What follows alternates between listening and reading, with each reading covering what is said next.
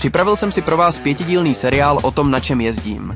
Jaké používám příslušenství, co oblíkám, jakou používám audio-video techniku a co všechno si balím s sebou na cesty.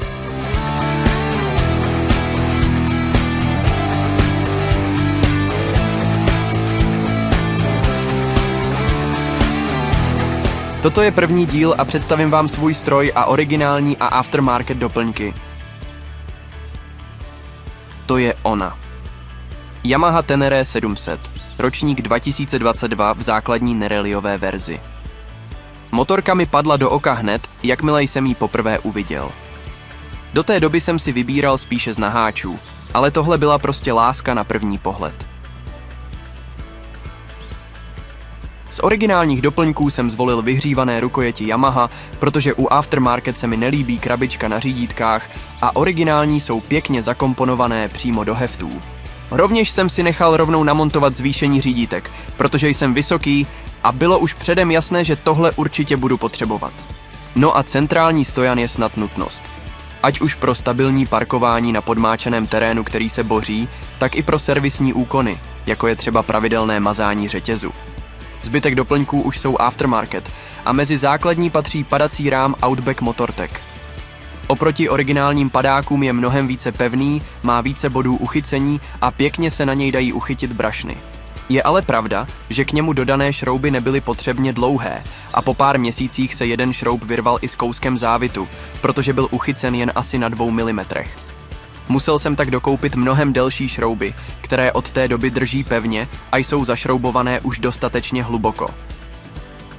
V zadní části pak nosiče kufrů od firmy Bumot a k nim i samotné kufry. O nich si ale povíme v díle o zavazadlech. Bumot jsem zvolil, protože se mi líbí způsob uchycení, tvar kufrů a celkový vzhled k motorce samotné. Nahoře pak taky od Bumotu rám plošiny pro horní kufr. Ale bez kufru jako takového, protože se mi osobně horní kufry na motorkách i přes jejich nesporné výhody prostě nelíbí. Dole opět výrobek od Outback Motortech. Kryt motoru a výfukových svodů. Originální kryt je jen tenký hliníkový plíšek a tohle je poctivý kus železa, který opravdu motorku zespod ochrání. A když jsme dole, tak ještě zesílená zadní pružina. Původní je dělaná na lehkého člověka, prý okolo 70 kg. A já se svými 100 kg a k tomu veškeré vybavení navrch by na původní pružinu bylo opravdu moc. Tohle je lineární pružina Rally Raid z 95 Nm. Na dlouhé cesty jsem si pořídil kanistr Rotopax pro jeho rozměry a hlavně kvůli způsobu uchycení. Bylo ovšem potřeba vyrobit si na něj držák držáku, takže jsem si vše proměřil a nechal si podle svého nákresu vypálit polotovar, který bylo potřeba ještě správně naohýbat, a pak už krásně sednul do nosiče pro kufry. Kdybyste měl někdo zájem a měl stejný nosič, můžu poslat nákres v AutoCADu pro vlastní vypálení. Samotné sundání a pak i nandání kanistru je lehké i s nasazenými kufry a v případě potřeby je tak po ruce i hned 3,5 litru benzínu. To vydrží na dalších zhruba 70 km.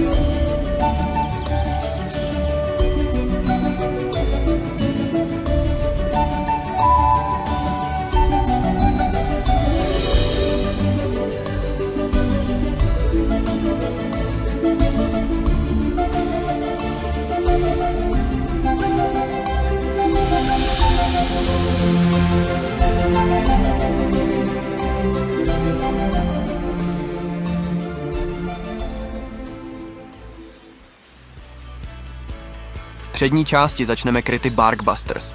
Zase, oproti originálním yamahackým krytům jsou bytelné a základ je poctivý kus kovu.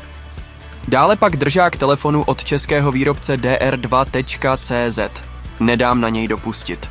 Pevný, plně nastavitelný na jakýkoliv telefon a je uzamykatelný. Jediné, co jsem musel vychytat, bylo připojení audio jacku. Všichni asi používáte spojení s mobilem pomocí Bluetooth, ale já ne. Nechtěl jsem mít další věc na nabíjení A tak mám audio do helmy přivedené hezky po staru pomocí kabelu. Opět se k tomu určitě vrátím v díle o elektronice. Poslední části je celý čelní štít od zdola až nahoru. Jako první zmíním opět český výrobek. Posuvné zvyšování plexy od pana Venery.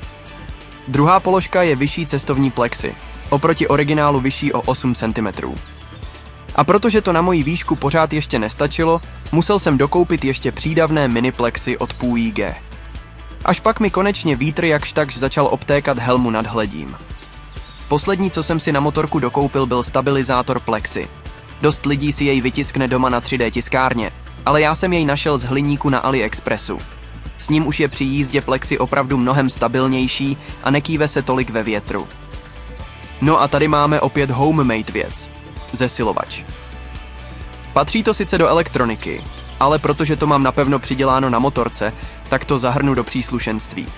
Malý zesilovač na USB napájení z 12V zásuvky. Nevím už přesně, ale mám pocit, že je to Fermion 3W. Stačilo připájet potřebné kabely a celé to zabalit do nějaké plastové krabičky a pořádně to omotat páskou, ať je to celé nepromokavé. A to je všechno. Příště se uvidíme v díle o zavazadlech. Nezapomeňte dát like a odběr. A ahoj příště.